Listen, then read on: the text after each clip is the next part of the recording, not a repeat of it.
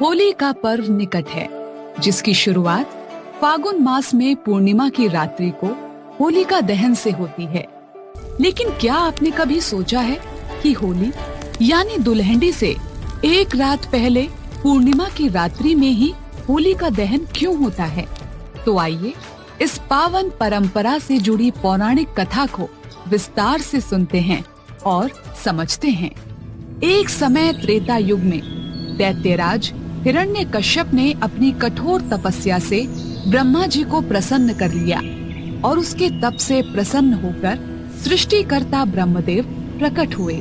नेत्र खोलो वत्स, तुम्हारी तपस्या पूर्ण हुई। वर मांगो हिरण्यकश्यप। प्रणाम परमपिता, मुझे ऐसा वरदान दीजिए प्रभु कि ना तो कोई मनुष्य, ना देवता, ना ही पशु मुझे मार सके, ना दिन में ना रात में, ना भीतर ना बाहर, ना अस्त्र से ना शस्त्र से, ना पृथ्वी पर और ना ही आकाश में। जैसा तुमने कहा है ऐसा ही होगा, तथास्तु।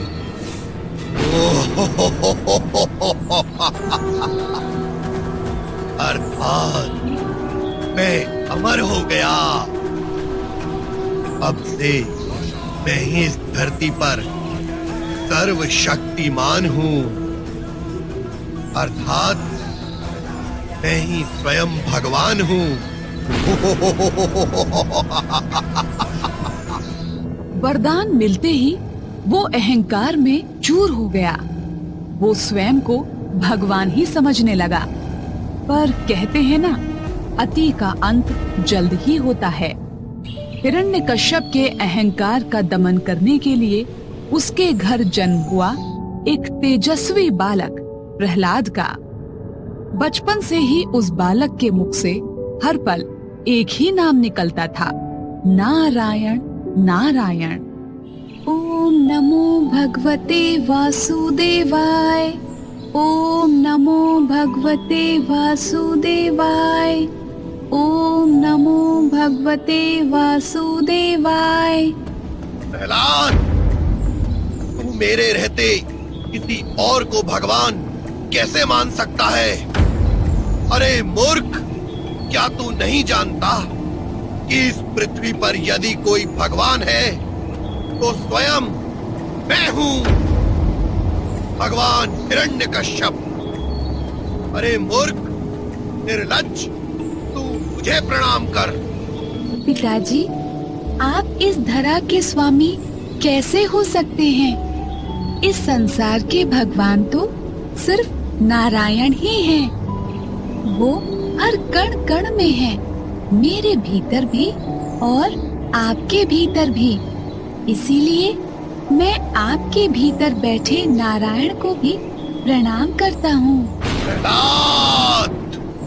यहीं से आरंभ हुआ अहंकार और भक्ति का महासंघर्ष। हिरण्यकश्यप ने अपने पुत्र को बदलने के लिए हर क्रूर उपाय किए। सिपाहियों, पकड़ लो इसे और उबलते हुए तेल में डाल दो। ओम नमो भगवते वासुदेवाय, ओम नमो भगवते वासुदेवाय। तेल तो उबला पर प्रहलाद सुरक्षित रहा। इस प्रयास में असफल होने के बाद हिरण्यकश्यप ने उसे एक ऊंचे पर्वत से गिरवा दिया। ओम नमो भगवते वासुदेवाय नमः, ओम नमो भगवते वासुदेवाय नमः। लाख प्रयास के बाद भी प्रहलाद का बाल तक बांका नहीं हुआ, क्योंकि अपने भक्त की रक्षा स्वयं भक्त वत्सल भगवान जो कर रहे थे। लेकिन हिरण्यकश्यप का अत्याचार जारी था। उसने प्रहलाद को भयंकर विषैले सर्पों से डसवाने का भी प्रयास किया। ओम नमो भगवते वासुदेवाय, ओम नमो भगवते वासुदेवाय। डसना तो दूर की बात, सांप प्रहलाद के चरणों को स्पर्श कर लौट गए। हर बार भक्ति की ढाल के आगे आखिरकार मृत्यु फिर हार गई। यह बालक नहीं बदलेगा, मेरे कुल का द्रोही है ये। जब मेरी ही संतान मुझे ब्रह्मांड नायक मानने से इनकार करती है, तो बाकी व्यक्तियों से मैं क्या अपेक्षा करूंगा। बस अब बहुत हुआ, अब और नहीं। अब अंतिम उपाय करना होगा। थक हार कर हिरण्यकश्यप ने अपनी बहन सिंहिका अर्थात होलिका को बुलाया, जिसे अग्नि से न जलने का वरदान प्राप्त था। बहन होलिके, अपने वरदान का प्रयोग करो। जाओ और इस प्रहलाद का अंत कर दो। निश्चिंत रहो भैया, आज या तो प्रहलाद बचेगा या मैं। अब ये संसार होलिका की शक्तियों को भी जान जाएगा। फिर उपलों की एक विशाल चिता सजाई गई। प्रहलाद को होलिका की गोद में बैठाया गया। अग्नि प्रज्वलित की गई। चारों ओर लपटें उठने लगी। जहां होलिका को अपने वरदान पर घमंड था, वहीं प्रहलाद को अपने भगवान पर पूर्ण विश्वास। ओम नमो भगवते वासुदेवाय। ओम नमो भगवते वासुदेवाय। ओम नमो भगवते वासुदेवाय।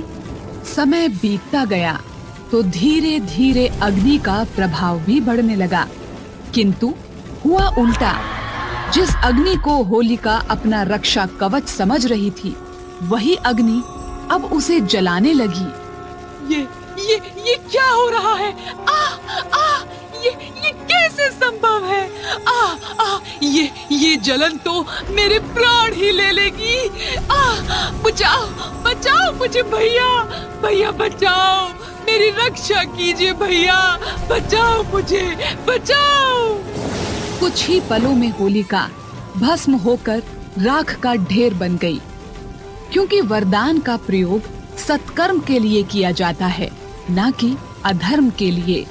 उसी अग्नि से प्रहलाद ऐसे सुरक्षित बाहर आ गया मानो कुछ हुआ ही नहीं।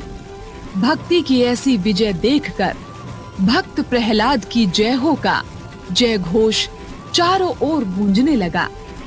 यही है होलिका दहन की कहानी का सार, जहां अहंकार जलता है और भक्ति अमर हो जाती है।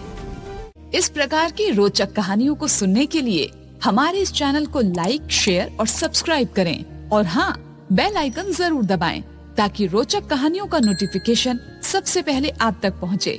नमस्कार।